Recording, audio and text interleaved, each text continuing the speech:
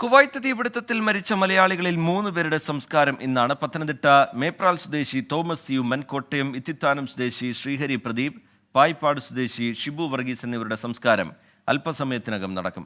തീപിടുത്തത്തിൽ പൊള്ളലേറ്റ് 15 മലയാളികൾ വിവിധ ആശുപത്രികളിൽ ചികിത്സയിലുണ്ടെന്ന് മന്ത്രി കെ രാജൻ പറഞ്ഞു. ചികിത്സയ്ക്കാവശ്യമായ സഹായം സർക്കാർ ഉറപ്പാക്കുമെന്നും മന്ത്രി വ്യക്തമാക്കി. കുവൈറ്റിലെ ഇപ്പോഴത്തെ കണക്കനുസരിച്ച് 25 ഇന്ത്യക്കാരാണ് വിവിധ ഹോസ്പിറ്റലുകളിലായി അതിവേഗം സുഖം പ്രാപിച്ചുകൊണ്ടിരിക്കുന്നത്. അതിൽ 15 പേർ മലയാളികളാണ്. അവിടെയുള്ള 5 ആശുപത്രികളിലായിട്ടാണ് ഈ 15 പേർ ഇപ്പോൾ ചികിത്സയിൽ കഴിഞ്ഞുകൊണ്ടിരിക്കുന്നത്. അവരുടെ മുഴുവൻ കാര്യങ്ങളും അന്വേഷിക്കുകയും എംബസി മുഖാന്തരവും നോർക്ക റൂട്ട്സ് പ്രകാരവും അവിടെ സ്ഥാപിക്കപ്പെട്ട കൺട്രോൾ റൂമും മലയാളി അസോസിയേഷനുകളും യുണൈറ്റഡ് ആയിട്ടുള്ള കൺട്രോൾ സംവിധാനങ്ങളും എല്ലാം ഉപയോഗിച്ചുകൊണ്ട് ആ പ്രവർത്തനങ്ങൾക്ക് യൂണിവേഴ്സൽ തലത്തിൽ തന്നെ നേതൃത്വം നൽകാൻ നോർക്കയ്ക്കും ഗവൺമെൻറ്റിനും സാധ്യമാകുന്നുണ്ട്. കേന്ദ്ര ഗവൺമെൻറ് അതുമായി ബന്ധപ്പെട്ട കാര്യങ്ങൾ അതത് സമയത്ത് കമ്മ്യൂണിക്കേറ്റ് ചെയ്യുകയും ചെയ്യുന്നുണ്ട്. ഇത്തിത്താനത്ത് ശ്രീഹരിയുടെ വീട്ടിൽ നിന്ന് മനീഷ് മഹിബാൽ വിവരങ്ങളുമായി ചേരുന്നുണ്ട്. മനീഷ്, ഇന്നലെയും അതിന് മുമ്പത്തെ ദിവസവുമൊക്കെ നമ്മൾ കണ്ടതുപോലെ വികാരനിർഭരമായ നിമിഷം, പ്രിയപ്പെട്ടവർക്ക് യാത്രാമൊഴി നൽകുന്ന നിമിഷം. ശ്രീഹരിയുടെ വീട്ടിൽ നിന്നുള്ള വിവരങ്ങൾ എന്താണ് മനീഷ് മഹിബാൽ?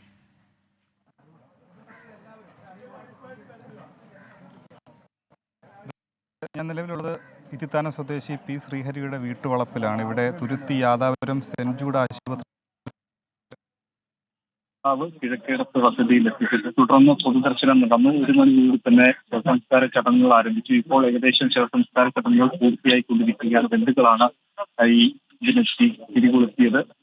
ഏറ്റവും പ്രധാനപ്പെട്ട കാര്യം 8 ദിവസങ്ങൾ മാത്രമേ ആയിട്ടുള്ളൂ കോവിഡ് ദുരന്തത്തിൽ അവിടെ താമസിച്ച കൂട്ടത്തിൽ ഏറ്റവും കുറവ് ദിവസം അവിടെ എത്തി ജോലി ചെയ്തിരുന്ന ആളെ സ്ത്രീകൾ ആകെ 8 ദിവസം മാത്രമേ ഉണ്ടായിരുന്നുള്ളൂ അവിടെ ജോലിക്ക് എത്തിയിട്ട് ഈ ദുരന്തം ഉണ്ടാകുന്ന സമയം.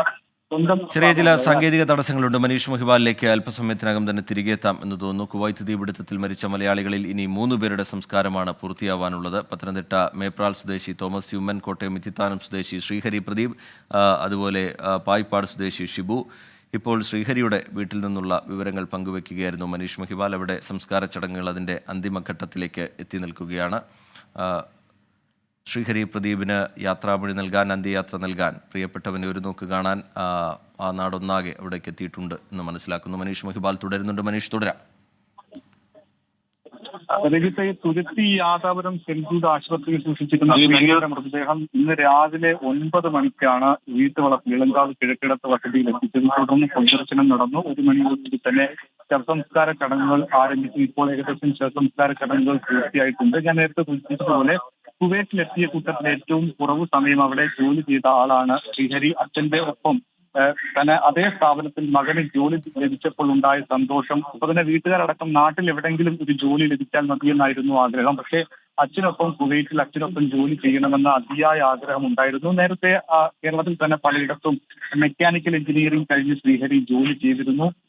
കുവൈറ്റിലെത്തി. പക്ഷേ 8ാം ദിവസമാണ് ആ വിധി ശ്രീഹരിയെ തേടിയെത്തിയത്. അപകടം നടന്ന വിവരം അറിഞ്ഞപ്പോൾ മകൻ സുരക്ഷിതനായിരിക്കുമെന്നാണ് അച്ഛൻ പ്രദീപ് ആദ്യം കരുതിയിരുന്നത്. പിന്നീട് അതെല്ലാം മാറിമറിയുന്ന സംഭവങ്ങളുണ്ടായി. ആശുപത്രിയിൽ ശ്രീഹരിയെ തേടി നടക്കുമ്പോൾ അച്ഛന് അപ്പോഴും വിശ്വാസമുണ്ടായിരുന്നു, മരിച്ചവരുടെ കൂട്ടത്തിൽ തന്റെ മകൻ ശ്രീഹരി ഉണ്ടായിരിക്കില്ല എന്നൊരു വിശ്വാസം ഉണ്ടായിരുന്നു. പക്ഷെ ഒടുവിൽ മൃതദേഹങ്ങളൊക്കെ തിരിച്ചറിയുന്ന സമയത്താണ് ഒടുവിൽ കൈത്തണ്ടയിലെ പച്ച കുത്തിയത് കണ്ടാണ് മൃതദേഹം ശ്രീഹരിയുടേതെന്ന് അച്ഛന് തിരിച്ചറിയേണ്ടി വന്ന ഒരു സാഹചര്യത്തിലേക്ക് എത്തിയത്. വീട്ടുകാരുടെ മാത്രമല്ല, സുഹൃത്തുക്കളുടെയും നാട്ടുകാരുടെയും ഒക്കെ തന്നെ പ്രിയങ്കരനായിരുന്നു. 27 വയസ്സ് മാത്രമായിരുന്നു ശ്രീഹരിയുടെ പ്രായം.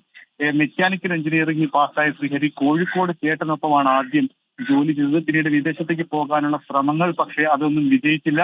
അച്ഛനൊപ്പം ജോലി ചെയ്യണമെന്നുള്ള അതിയായ ആഗ്രഹം അവസാനം സഫലമായി. പക്ഷെ അവിടെ എത്തി 8 ദിവസങ്ങൾക്ക് ശേഷം. ശരി, മനീഷ് മഹിബാൽ വിവരങ്ങൾ നൽകുകയായിരുന്നു. ഒരുപാട് സ്വപ്നങ്ങളും പ്രതീക്ഷകളുമായൊക്കെ പ്രവാസ ലോകത്തേക്ക് പോയതാണ് ശ്രീഹരി.